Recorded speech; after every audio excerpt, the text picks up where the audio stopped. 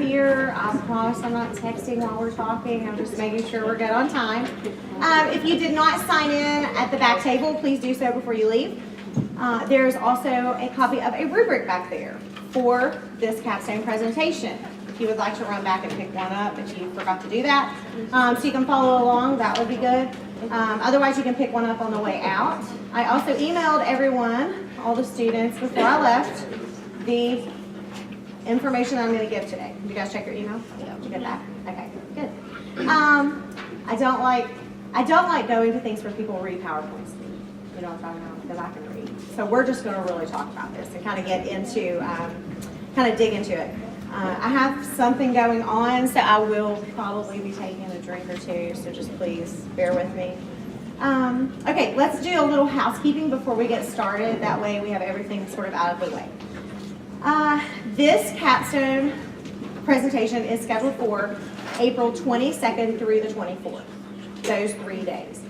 You'll be assigned a day and a time, which I will send to you, and we will talk more about later. So I just want you to go ahead and block that on your calendars. On April 30th, we will have our final seminar that morning. It will start at 9. It will usually last until about noon. So you can kind of, that way you know what's going to be happening. That morning, we'll probably have a guest speaker. We'll go through a lot of survey information, which I know sounds boring, but it just makes our program better. I know you all probably do not believe this, but I legitimately sit and read every single survey, every single comment, everything that's on here, and I take it all to heart. So that is really important. So we'll have time set aside for that. We will also announce our Student Teachers of the Year that morning. So it's always a fun morning to get together. I will go ahead and tell you this. I usually wait a little bit. I've been tracking your absences all semester. And I will say this. I told Candace the other day that this group, I think, has maybe had the least absences of any group that I've had in the past 4 years, which is pretty awesome. So that's really exciting. Thank you so much. But what I will do on April 30th is, if you do not have any absences, then you should just go to lunch with your friends that day and have the rest of the afternoon off, okay? If you do have an absence that you are going to have to make up at the end, you can return to school for the afternoon, and that afternoon will count as one full day. It's a little treat. It's a little gift. I can't give everybody a graduation gift, so I give you that. How's that? So just keep that in mind. Please don't miss a day, and just that way you can go back to school, call it a day. You know, it's always good if you haven't missed any time, so just go and have lunch and have fun with your friends. So that is on April 30th. Everybody's TPA should be submitted. I believe it was. I haven't heard anything about people not being submitted. Even people who didn't get it submitted found it, right? And so it's all good. So anyway, those have been sent to graders. Only about 8 of those have come back with grades thus far. So they are not due back from the graders until Monday. And as soon as I get that information, whether or not you have passed or if you have some revisions to make, we get it out to you as soon as we get it in, okay? So that will be on Monday. Look for that on Monday. Let me just say this, don't make yourself sick over it. I know there are people who are miserable and sick. And somebody told me this morning, I woke up in a sweat at 3 o'clock in the morning because I realized I forgot to submit X, Y, and Z. It's okay. The only thing that's going to happen is your grader is going to get, say, hey, we still need to see X, Y, and Z. Okay, or can you please submit that? So, and once that email comes to you, if you do have revisions, get on it and just get it over with and get it back in, because the quicker the better on that. Okay, so let me check that off. Okay. Our undergraduate, our last day is scheduled for May 3rd. The week before May 3rd, I will go through all of the absences that I have tracked. And if you have makeup days, I will send those to you so you will know what your official last day will be, okay? So understand that. Please look for that email. If you know that you have makeup days and you don't hear from me, you need to reach out, okay? Just in case there might be a miscommunication. So there's that. Absences. Oh, sorry. I thought that was all. That's my kid. She'll be fine. Okay, so undergraduate ceremony. Our undergraduate ceremony, which is just for College of Ed students, is the Friday before your big Marshall graduation. So I think that is May 10th, I believe. Yes. It will be upstairs in the DMR. I think it's going to start at 7 or 7:30. I'll send you all the official information. It's really a great evening for you to just be with your people, okay? This might be one of the last times, it's probably going to be the last time that you're all together as a group, so just understand that. And, you know, it's a great time to take pictures. The photos are great, usually. Everything's decorated really nice. And we'll have refreshments. We'll have some guest speakers. Whoever our teacher of the year is will be a guest speaker, and whoever our student teacher of the year is will also be a guest speaker. And everybody's name will be called individually. You will walk across the stage. It's really nice. I'll just say that. Yes, ma'am. Are there any restrictions on like how many people we can bring? No. We did ticket one year, and I'll just tell you this: we've had to have it down here before, and it was a nightmare because it was just packed and it was hot. And we didn't have enough seating and that sort of thing. So no, this ceremony, and I'll just say this, is a great ceremony if you have a grandparent who's older, little kids, you know, that kind of thing. It lasts about an hour, as opposed to 3 hours for the big one. Okay, we wear regalia, so you wear your cap and gown, all your cords, all that. It's a nice program. You know, Albert does a really good job. You can imagine with all the things. So anyway, it's just a really great evening. So really try to plan to do that if you can. And I'll be sending out more information about that, trying to get a little bit of a head count. You know, who's coming, who's not, that sort of thing. All right, undergraduate ceremony. Teacher of the year. I'll be sending out some information here probably within the next week on how, if you feel like your teacher should be nominated for Teacher of the Year, you can nominate that teacher. What happens is we get those nominations in, and they are read by a committee. Same thing with the Student Teacher of the Year nominations. It's the same committee. It's the PDS committee.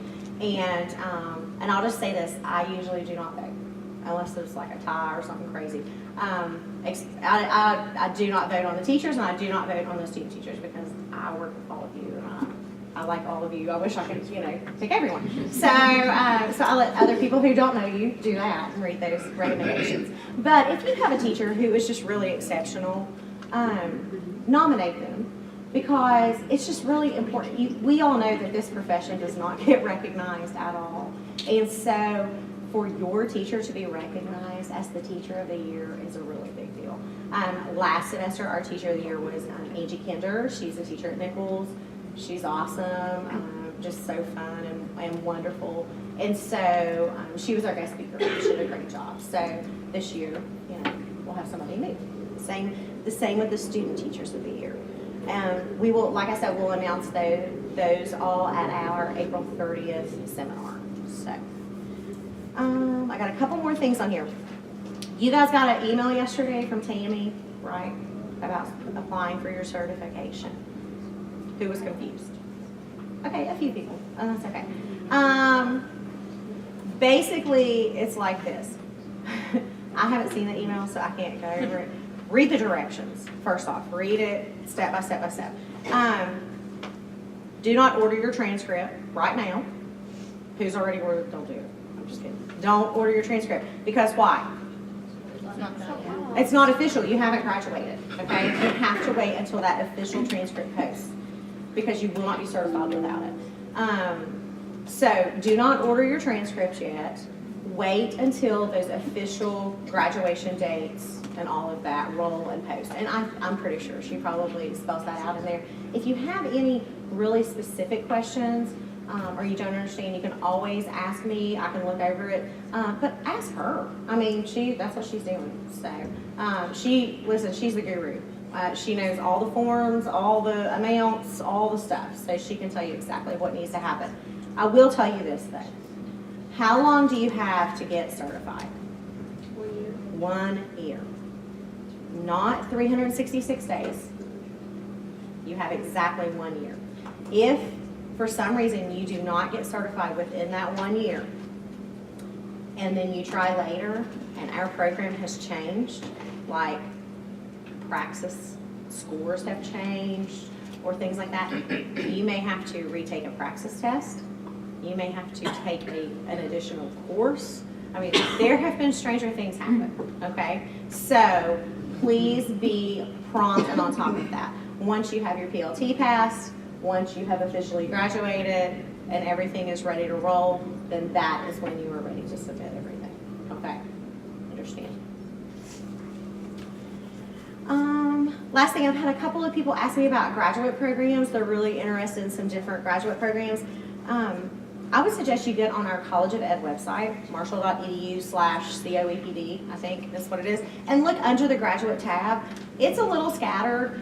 They're working on streamlining it, but the person who can get you rolling on everything, her name is Gabby Jarrett, Gabi Jarrett, Jarrett. She's basically, she does what Tammy does here. She does that up in South Charleston. And so she sort of heads that up and organizes that. She will also likely be at our final seminar, and she'll be giving you guys some really good information about programs that are in high need. Yes? When I was looking at graduate programs, she can like send you information over your email too. 'Cause Yeah. that's what she done for me. She just like, I guess she has it on like a web link and she just sent it right to me. Yeah, she'll send it right to you. So, I mean, and she's really great at getting things taken care of. So, all right. Any questions about anything I just went over? If you have a question, don't hesitate, okay? Yes? So the 30th at 9 a.m. Mm-hmm. Okay. Yes. 9 to noon. Usually maybe 11-ish. Okay. Yeah, I mean, I block it off from 9 to noon. Yeah, so I'll let you guys sleep in that day. So 9, and then noon-ish. Yes? Do you know where it's going to be? Yeah, it's going to be in this room. Sorry about that. So, that day, I'll send you guys this again, but you will need to bring some sort of device, either iPad, phone, laptop, something. Yes? We can nominate like our first place or Sure, second place. yes, Okay. either one of those or both. I mean, if they are both exceptional. But, you know, being a pal and being nice to you is one thing, but being a great teacher is something very different. And I think we all know that. So please take that into consideration. Okay? All right, ready to go? Okay, so everybody should have picked up the rubric for the student teaching capstone presentation. So let's talk about what this is. Okay, so when I came to Marshall University, the fall of 2014, or forever ago, we had a capstone, and it was in the DMR, and there were tables all around the room, and everybody had a trifold, and it looked like a big social studies fair. Y'all know what I'm talking about, okay?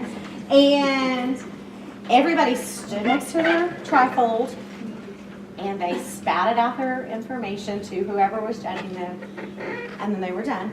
But then they stood there all day, because some people would bring their classes over and that sort of thing. And let's just go ahead and be honest, all of the elementary trifolds looked really good. They had all of the punch outs, and they were all really colorful, and they had things on their tables. And then the secondary trifolds just had some information on them, you know. And then we had some people who would come in and literally set their trifold up, and the glue was running down the front of the trifold because they put it together in the car while their girlfriend drove. Because I asked what happened. So anyway, and then I would come out and say, everybody passed, you can go home, and that was it. So after that experience, I'm like, I think we can do this better. So we've done a few things. We've done this in more of an interview type process, but now we last semester turned it to more of a presentation. So basically, this is it. You are presenting information from your first placement. All of this information is in your TPA. You know it forwards and backwards and upside down and all of that. So that is the information that you're, for the most part, presenting on. Now there could be, you could throw in, you know, about your placement here, you know, your second placement and what you're doing there, or the differences and some different things like that. But it's basically focused on your first placement, okay? You're going to go into great detail on how this worked, how it didn't work, And that's one thing I want to stress, and I'm going to go ahead and stress it. I'm going to stress it some more. Nobody is perfect, especially nobody in this room, me included. And so you have to be able to talk about things you would change, ways you would do things differently. Okay? We just go ahead and put that out there. Okay. So that is basically what this is. There are a few elements of the presentation, and if you look at the rubric, all of those elements are spelled out. I am not reading this rubric out loud to you. We can all read it here. I'm even not really going to read this. So basically, you need to be able to talk about goals from your student teaching. Those could be goals that you set for your group, for your classroom, goals that you had for your unit, and personal and professional goals. Okay, so you need to be able to cover your goals. You need to talk about your instruction. What were your best lessons? Which ones flopped? What were your best assessments? Which ones were no good? And why? That's really the most important thing, is to dig into the why. How would you change it? How would you redesign what you wrote? How would you look at your unit and make it better? Okay? How you even decided to write that unit. So you're going to take what information? What helped you write that unit? Guys. Standards. Your standards and? And what? Like they're ready materials. Yeah. Okay. And what? What'd y'all give them very first thing? Pretest, right? You took your pretest, you analyzed your data, you looked at what the standards were, and you went with that. Okay? So you need to be able to talk about that in depth. You need to talk about your learners and what kind of progress they made or what kind of progress they didn't make and why. Why did this happen? And then you need to talk about your professional and personal improvement. You need to pick out more than 2, okay? More than 2. That could be 3, that could be 5. More than 2. I'm just going to help you on this. Areas that you feel like need work, professionally or personally, when it comes to your professional life. Guys, does anybody care to just shout out a couple of things that they know that they need to work on? Organization. Okay, and that can be personal and professional, right? Okay. Classroom management every single time. Time management every single time. Technology. I mean, there are a million different things. If you're a procrastinator, you could even say, I procrastinated my TPA and I turned it in at 11:52. I mean, just own. Here's what one of my main things I always say is just own your stuff. Own your things you have to work on. Got it? Every semester I take what I've done professionally in this position and I look at it and I try to find ways to make it better. Okay? I'm a checklist person. Anybody in here a checklist person? Do you all write down stuff on your checklist that you've already done so you can mark it off? Yes. I don't care. I'll own that, But then on the flip side, there are people in my life who are not checklist people. And they'll be like, I could not get anything done today. I'm like, write a list and mark it off. I think that's so easy, so simple. But then they, in turn, can help me be a better leader or a better manager. So you just need to really hone in on all of those different areas. Now, let's look at this rubric. Let's go back to this first page of this rubric. And I am going to read something to you a little bit here. Okay. Let's see here. Let's look at, okay, let's just look at the second one down. Insights on effective instruction and assessment. Okay, so distinguished. 4 points, distinguished.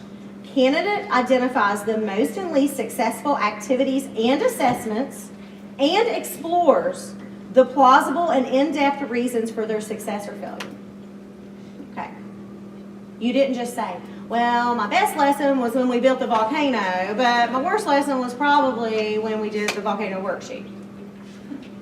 Okay, that's a 0 or a 1 or whatever you do. Okay, so let's look at number 3.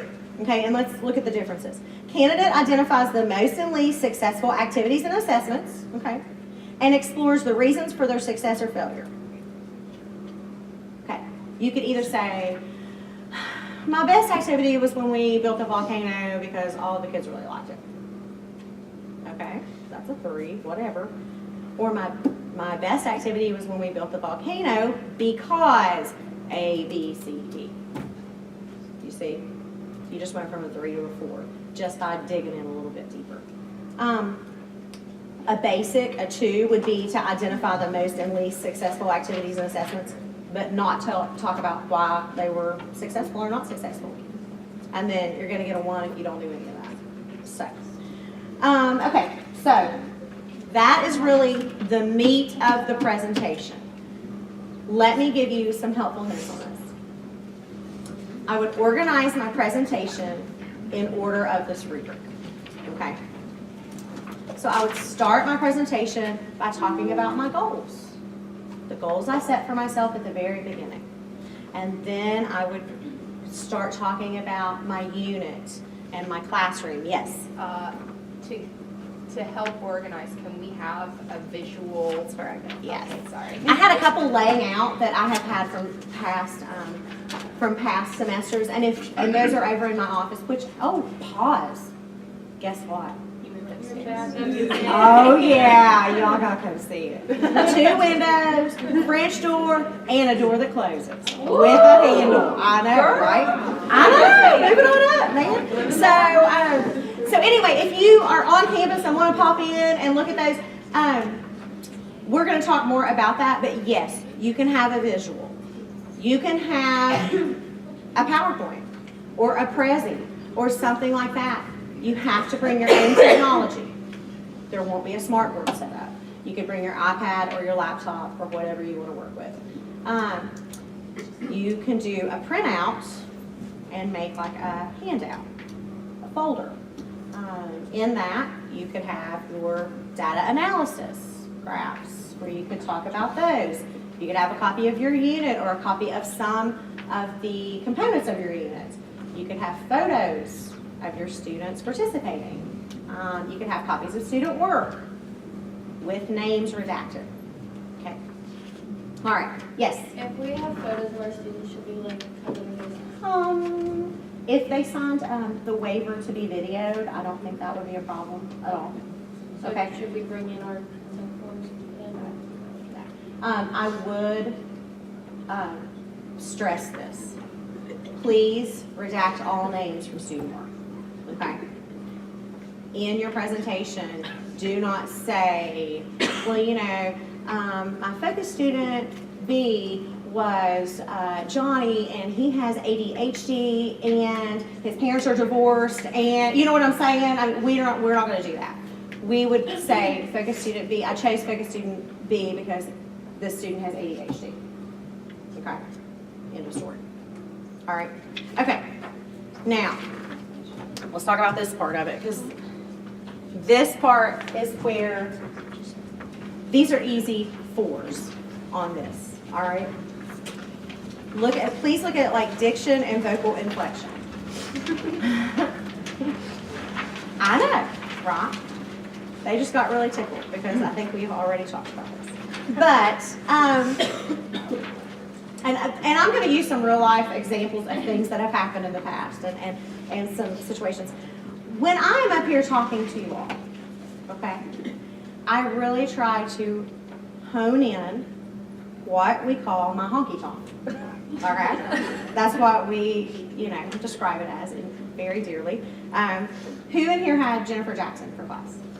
Okay, so she is Rocky Top, and I'm honky tonk in each other's face. It's kind of fun. But I really do try to work on it.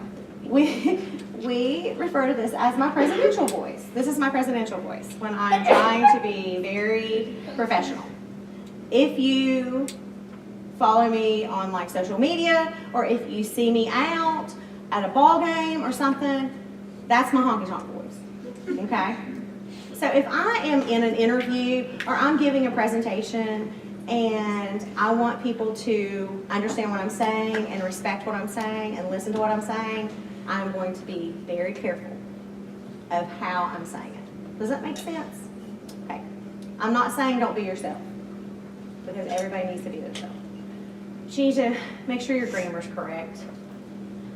No, I done did that. None of that. Really be very careful with that.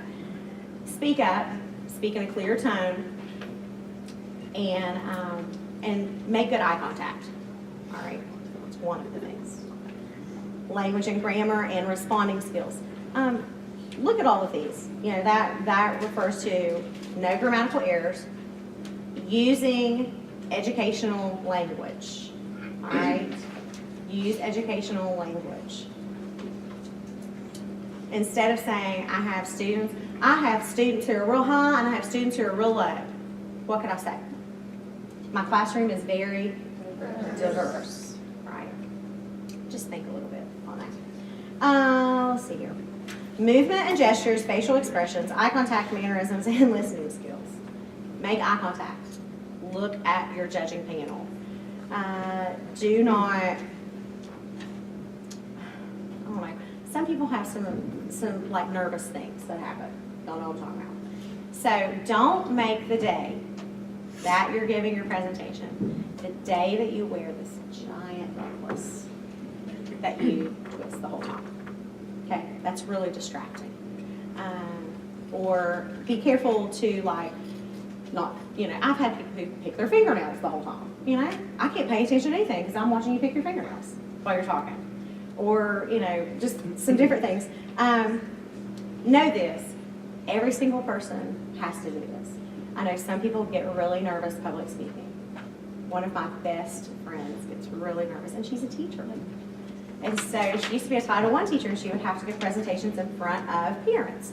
And we called it the redneck. She would get the redneck. She would start climbing. And I mean, it was so distracting and awful. And so she started wearing a scarf, and it worked. You know, we kind of laugh about it, but just put a scarf on. If you get the redneck, wear a scarf that day.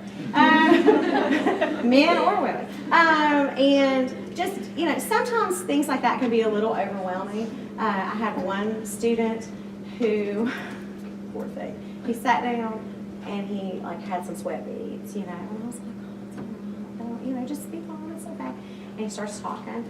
It literally, by the time he was finished, he had on like a light purple dress shirt, and it was totally soaking wet. Okay, so if you think you're going to sweat like that, don't wear a light purple dress shirt that day, okay? We're going to talk more about that. So just be very careful of your mannerisms. I'm a hand talker. Anybody else in here a hand talker? I'm a hand talker, okay? So, but don't make it so big. Confidentiality and ethics. I want to say this, and I need you to listen to me. We have had a few people within the past couple semesters who have had to redo their capstone presentations because they breached confidentiality. It's not okay. All right. Like I've stated before, do not name your students by name. Nothing identifiable. And all of your student work should have all of the names redacted, blacked out, okay? Completely blacked out. Be very careful with that. That's an easy one to get 4 points on. All right, last page. This is the one everybody has the most questions about. Okay, well-groomed and dressed appropriately. Okay. Please look at this and please take it to heart. This is not a day for you to dress down. This is the day that you wear your absolute most professional, best outfit for an interview, like a job interview that you have. All right? I'm just going to go ahead and say this. I would not wear leggings. I would not wear a polo shirt. I would wear a pantsuit or a dress. I would wear hosiery, most likely. I would wear professional shoes. I would wear a nice jacket. I would wear a button-up shirt and a tie. If I have a sports coat, I would wear a sports coat. Okay? You're not going to a club. We are not on a cruise ship. We're not going to yoga class. This is a professional job interview. Think of it that way. Okay? I had someone who received a 1. They wore khaki pants, and I can't remember if they wore a t-shirt or a polo shirt and like a zip-up hoodie over it. That might be okay-ish to teach in, but that is not okay for this. All right. If you have any questions about what you think you should wear, or an outfit, or if you even want to send me a picture of it, and I'll send you a thumbs up or a thumbs down, I'm happy to do that, okay? This is really important. First impressions when it comes to this are really, really important. My daughter graduated last year, and they do a senior quest. Y'all heard of this, you know? And so one of the brightest students in her graduating class almost failed her senior quest because of the dress that she had on. And I don't want anybody to be in that kind of situation, you know? So just know this, we are all professionals in here, and we are expected to dress that way and present ourselves that way. So if you have any questions about what's appropriate and what's not appropriate, let me know. I would not choose the day of my presentation to buy brand new high heels and wear them. You'll be miserable. Or wear the giant new necklace and the giant earrings and all the stuff. Don't do that. Or the light purple dress shirt if you sweat a lot. Don't do that. Just understand. You know, I know he won't be upset with me saying this, but somebody who graduated last semester, Jared Taylor, y'all know Jared. Well, he's real funny. I love him. He came in, he looked really nice, and he had on like a sports coat, a tie, and I was like, gosh, you look really nice. He said, yeah, I put on my wedding suit. He said, I couldn't even get the jacket on. So I told my wife we had to go buy some clothes. And, you know, look at this, which was so funny. He's just real funny. But look at this as an investment in your future, because everybody in here is going to have to go to a job interview, right? So if you do have to pick up a sports coat or something, you know, you're going to wear it to a job interview. Think of it that way. And I'll just say this. There are lots of different stores and lots of different places and lots of different prices of things. You do not have to go out and spend a ton of money and this and that. You might get tickled, but go to Goodwill. I mean, literally, if you need a sports coat or something like that, just go there. They're $5. They have 1,000 of them hanging up. Just try one. New York and Company's having a sale right now. New York and Company's having a sale. There's always little sales. I mean, gosh, if you can wear my size, I'll loan you whatever I've got. So just understand that, okay? That's just how we operate. But I promise this will not be the only time you ever have to dress up in your life. Okay? You will use this again. Okay. The very bottom here. If you notice, these pieces on this rubric are on your student teaching evaluations, aren't they? Commitment to students, commitment to diversity, commitment to technology, and commitment to profession. You need to touch on those throughout your presentation. You don't necessarily need to have a separate slide for each of those, but you need to address those. Does that make sense? Talk about ways you use technology in your classroom, all the different ways. Talk about the ways that you met the needs of diverse learners and the diverse population in your classroom. You know, your commitment to profession. Maybe talk about, you know, anything extra that you did. You know, if you helped out at an after-school dance, or you attended parent-teacher conferences, or, you know, if you went on a Saturday morning to the Little League and watched the kids play. You know, talk about that. That's a commitment to your profession. All right, talked about that. Okay, your panel. It is my hope, once I get everything lined up, I've already got people sending me back the dates and times they're available, which is so nice because I can go ahead and get this squared away. But your panel will be made up of one MU faculty, one university supervisor, and one public school professional, either an administrator or a teacher. They will each score you individually on this rubric, and then they will come together and score you on a combined rubric. All right, they'll look at, and that way they can kind of hash out if somebody really thinks you did great on that and you got a 4, and somebody thinks you didn't do so good and you got a 2, then they can come together and talk about that. Okay. If there is a faculty member that you would rather not be on your panel, and that's all, I understand, it's just part of life. You may email me that. It will stay confidential, and I will just make sure I don't put you with that group, okay? And that's all we have to say about that. Okay. I'm hopeful that your university supervisor will not be on your panel. It'll be a different supervisor, okay? In our content. Music is different. Yeah. You will have your people. Music people will do yours. You will do yours all together. Yeah. That's what I was gonna ask, because they did them over in Smith last year, right? Yeah. Are we still doing them I've contacted Dr. Nan and I haven't heard back, but what she will do is she'll give me a date and a time. I'll send you all your info. Will it be and during that same block of time? maybe. Yeah, I'm sorry. I don't know. Sometimes they're out of town or, one of them, so then they usually can just give me a date, okay? Okay, how it is scored. It's scored on the rubric. You have to receive 42 points to pass. You have to receive at least 3.0. So let's say you get a 2, but then you got a 4, you cancel out, right? You get a 3. So the 42 points is a must. Do people have to redo it? They get 41 points? Yeah. You do. If for some reason you do not pass this first time, I will contact you and I will send you a new date and a new time and a new judging panel, and we'll have to come back to campus and redo your presentation. Do people have to redo their presentations every single semester? Don't be that person, okay? And I will say this, some of our very best students have had to redo their presentations.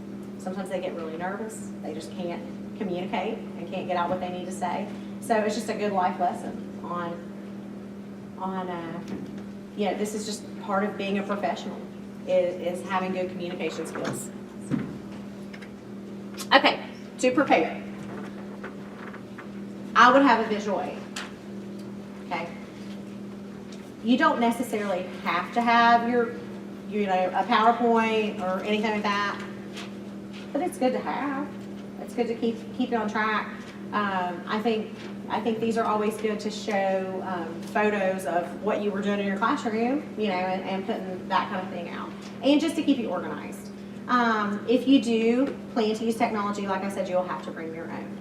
Okay. Bringing evidence is good. Student work, copies of student work is always great. People love to see that, so you can always do that. I would review the rubric, prepare my presentation accordingly, and then I would practice. And I would practice it 100 times. And I would practice it for my mom or my dad or my roommate or my boyfriend or my girlfriend or anybody who would listen to me. I would practice it with my technology, and I would practice it with my handouts, and I would just practice and practice and practice. Because it's the only way you understand your information. That's the only way you get better at something. I've been doing this for a while now, but when I first started doing it, every time I had to do something like this, I had to practice it. I'd practice it while I was drying my hair, or while I was driving in the car, one time I had to give a presentation when we started TIR, and I was so nervous, and so I really made my husband sit down and listen to my presentation, and then ask me questions that he didn't understand, and I had to answer them, because I wanted to make sure I knew my stuff forwards and backwards. Okay, so practice your stuff. The very last thing I want to hit on is to please be able to discuss areas of improvement. We've talked about it. We all have areas that we can improve on. We have had people in the past, when asked, what's something you could improve on? They have answered, no. Nothing. I think I've got it all down pat. Oh, no you don't. Okay? That will cause you to get a really terrible score. Okay? Be able to discuss areas of improvement. How many? At least two. At least two, but more than two. Okay? All right, so I have got this blocked off and scheduled for April 22nd through the 24th. They are going to be held in our conference rooms upstairs. So the conference rooms are not that big. They're, literally like a conference table with 8 chairs, I think. So don't expect to be doing this presentation in front of this huge group. You are doing it in front of your judging panel. Okay. Usually I don't put myself on any of the panels unless I have to fill in and if somebody cancels at the last minute. But I will sometimes sneak over and just listen, just to sit in and see what's going on. So it is my hopes you will be notified of an appointment time by April 17th. It'll probably be before then. You'll know your date, your time, and who your panel is. Okay. Yes? What time are they gonna be? Okay, so we're gonna have a block in the morning. So it'll be somewhere from 9 until 11:30 probably. And so they're in 30-minute increments. All right. You need to be prepared to talk for 20 minutes-ish. All right. We're going to go over all this in just a second. So let's say that your appointment is at 10 o'clock on the Tuesday morning. Don't go to school first. Come here, be here, have your presentation, then go to school. Okay, and go after. If it's in the afternoon, go in the morning up until about the time when you would need to leave, and then come here. If any of those days, the 22nd, 23rd, or 24th, you have something scheduled at school, like a concert or a play or something going on, let me know, and I'll make sure to schedule around that. I always can flip-flop some people. What else was I going to say? See, I should have practiced. All of this. And like I said, if there is one specific date that is just really not good for you, you might have a doctor's appointment that day, or you're going out of town that day. I know I've had somebody who was like, listen, I'm going to a concert. And I was like, okay, you can do yours earlier. It'll be fine. So we will work it out. I'm very flexible with that. So try to understand that. So I will send you that email, and you'll just need to be here. I would be here 30 minutes before my appointment time. Okay? So if you're scheduled to be here at 9 o'clock, be here at 8:30. When you get here, you are going to go upstairs to the second floor, to the side that's facing Fifth Avenue, overlooking Fifth Avenue. On that second floor there, and there's a little sort of lobby, and there's some couches and chairs and things like that. Just have a seat there. Tanya Ferguson, my secretary, or my GA, who her name is Hannah Love, will be up there, and they will have a clipboard, and they'll just be checking people off as they arrive. Okay, just making sure. And they will take you to your room. You do not just go straight to the room. I'll send all this in an email. But just hang out. You'll see your friends there. It'll be fine. Kind of chill. Because here's what's going to happen. Let's say, I'm just using you two as an example. Let's say you have the 10 o'clock appointment and you have the 9:30 appointment. And so it comes 9:30 and you haven't made it yet because something happened. You overslept and you're stuck in traffic. It was crazy. But you're sitting there. So guess what? You just go ahead and go. We just try to keep things rolling. All right? So, but you need to be there about 30 minutes early. Okay, so on the directions it says arrive 5 to 10 minutes early. I'm telling you right now, arrive 30 minutes early. You need to be dressed appropriately. You don't need to bring this rubric with you. I have all the paperwork. It'll be fine. When you walk in, do you think you should just walk in and start talking? No. You need to pause. You need to introduce yourself. You need to shake hands with everybody at the table. You need to let them know I'm elementary ed. I did my placement at Martha Elementary in 3rd grade with da-da-da, that kind of thing. Then you'll do your presentation. Okay? Time it when you practice. It should not be more than 20-ish minutes. If you feel like you're getting windy in certain parts, or you're elaborating too much in certain parts, maybe figure out where you can pull that back. I would say 25 at the most, okay? And for the most part, the judges will start giving you like a watch sign, or, you know, okay, let's move on, or that sort of thing. I say that because my husband and Jennifer Jackson always graded them together, and they were always behind because they would just let you talk for an hour because they wanted to hear what you had to say. He was interviewing you. So anyway,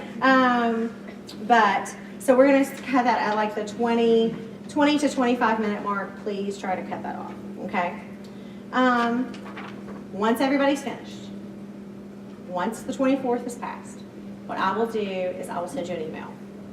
And it will either say, congratulations, you've successfully completed your capstone presentation, okay? Or it will say, sorry to inform you, but, all right? And then it will give you the information on when your reschedule is. If you do not pass, I will scan your rubric and I will email it to you so you can see where you were deficient. Okay. I believe we're gonna put these in live text. Is it on there? Yeah. Okay, good.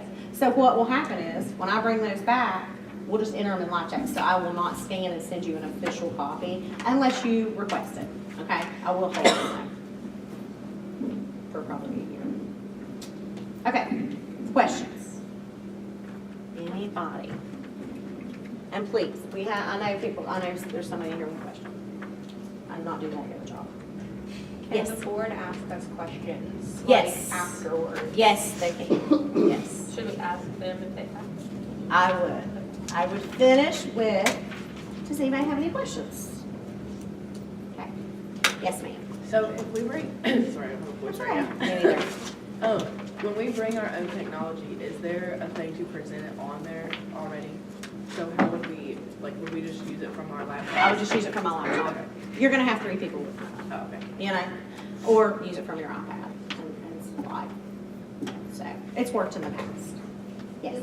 Okay, this is just silly. Are we sitting at a table? How is this set? Okay. I need the seat. Okay, you need the scene, and that's okay. Okay, so like I said, it's in a conference room. There's a conference table. Typically, they leave the end of the conference table open for you. People will be sitting on the sides, okay? So you can either sit down and do your presentation, but what do you think would be best? To stand at the end of the table, okay? Now, they might say, hey, have a seat. And you can either have a seat or say, oh, no, I'd rather stand. That's fine. You know? And that's okay. Who in here has Mike Johnson as a supervisor? I know Caleb does. Okay, so he likes to practice with his people. And so somebody came in last year, and they said, here, you can have a seat. And she said, oh, no, Mr. Johnson told us we had to stand up. You know? And which was kind of cute. I mean, it was funny and very cute. But it's whatever you feel most comfortable with. I know, if you go to a job interview, you're not going to be standing up at the end of the table, you know. But this is a presentation, so I would maybe stand, you know, whatever you feel more comfortable with. If they say have a seat, you totally have a seat. Does that make sense? That's not a silly question at all, because you would not. When I did my capstone presentation 1,000,000 years ago, it was in the Drinko Library in one of those big rooms, you know, with all of those chairs, and people could just come in and out and watch you, and it was really nerve-wracking because I didn't know what to expect. I was expecting what we did, basically. So, any other questions? Yes. If we include pictures of us working with the students, is it just us working during our unit, or could it be from anything during our placement? It could be from anything. I think talking about your unit's good, but like I said, when you talk about your commitment to professionalism, you know, your commitment to the students, showing other things would be great too. I'm trying to think of an example. I'm struggling right now. Oh, okay, like a good example, like Cox Lane. They had, they didn't do literature fair for their unit, but then they worked with their students on literature fair things. You know what I'm saying? So if you want to talk a little bit more about that, or some different things that they've done. So,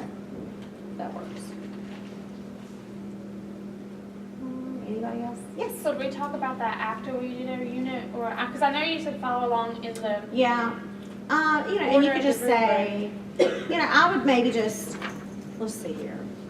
like, where would we include that? Because I know there was things I did with my students I would like to include. Yeah, I would include that, like at the wrap up, you know, Okay. you know, you might just say, you know, I would just really like to say that I thoroughly enjoyed this placement. You know, not only did I teach this unit, but I also taught this, this, and this. There were some really great things I did with my kids. Did you see how I did that? Yeah. You just transition. Okay. Yes, Okay, so do they grade you like as you go? Are they grading? typically not. Okay. No. You were. No, don't be We're like, watching them. Okay, what if we see them circle a 2 right here? I'm like, oh. no. Yeah, exactly. When I have graded in the past, I've taken notes as you went along, you know, or like maybe made a note in a column or something like that. But that doesn't, and like I said, everybody's scoring you individually, but then they are coming together after that and then scoring you on one score sheet as a group.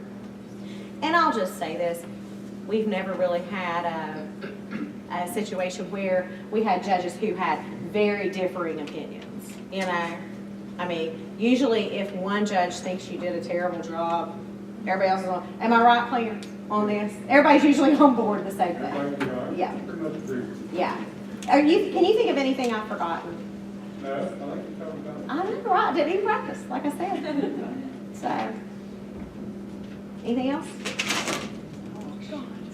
That's me. That's what I do all the time. Okay, so if you have a question that just pops up, do not lay in the bed at 2 o'clock in the morning and think about it. Send me an email, or if you have my number, text me, and I will send you an answer back. I do not want anybody stressing and worrying about something that's unnecessary, you know, that you don't need to worry about. So just a quick recap. I'll send you an email. It will have this information on it. I'll usually send like a blanket email saying, I'm getting ready to send these out, so be looking for it. If there's a problem with that, email me back.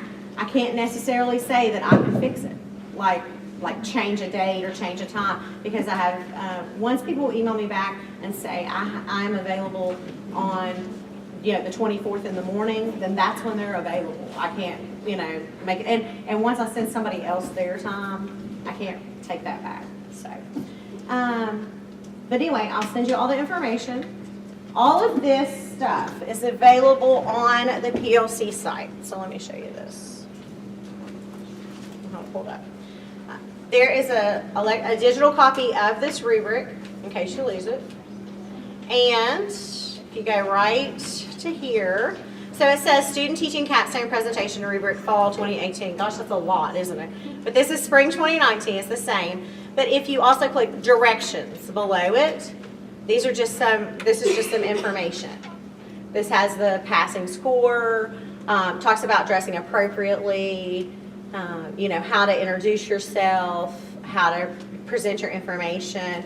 You know, handouts aren't required, but I think they're nice. I mean, it gives somebody something concrete to look at with your presentation.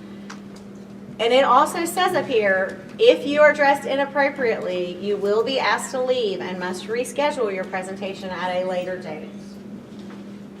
Don't wear gym shorts. I mean, dress nice. We all know this. We went over this 100 times. Any other questions? No? All right. Okay. Do you, so we should just memorize everything we're gonna say, like we shouldn't have a handout? Well, I don't know that I would memorize it, but I would practice it. You know, It's like, I don't know if you're allowed to have like just a handout, like the, sure. okay. You have a handout, you have note cards, whatever you feel most comfortable with. I mean, you can have, you know, some points on a note card. She'll kill me if she knows. My daughter, when she did that Senior Quest thing, she had a great project. She wrote a blog. It was great. She wrote a research paper on blog. It was super cool. It was a great project for a senior in high school. Okay, I was really proud of her. I was pumped. The thing I worried the most about was the paper. I didn't worry really about the project, and I definitely didn't worry about the presentation because she talks all the time, and she doesn't really care. She doesn't get nervous. It was a nightmare. because she was so nervous. She was so worried. She had these note cards. She was trying to read from them. She would get mixed up. She would sit, and then she would start crying. I mean, it was awful. And so finally, we just sort of sat her down and we're like, listen, you're the expert. You know, my husband started shooting, questions to her. Well, she knew all the answers because she was the expert on the project. That's my point I want to make with this. I didn't teach your unit. I didn't teach your unit. I don't know anything about it. You all are the experts on this unit and on this teaching experience. So you know the most about it. So do not tie yourself to a note card that you're trying to read from when you should just be able to be very natural about this. Okay? Does that help? It'll be fine, I promise. And if it's not, you'll redo it, so. Okay, any other questions? Okay, we have a few supervisors here, who I'm sure want to meet with their students. Mr. Woodworth is also going to see Mr. Messinger's students. So if you're one of his students, you need to see him as well. Ms. Russell's here and Ms. Hurt's here. I think that's all. My people, I'll talk to you really briefly. And if you have any questions that are, just individual questions, just come see me. Thank you all.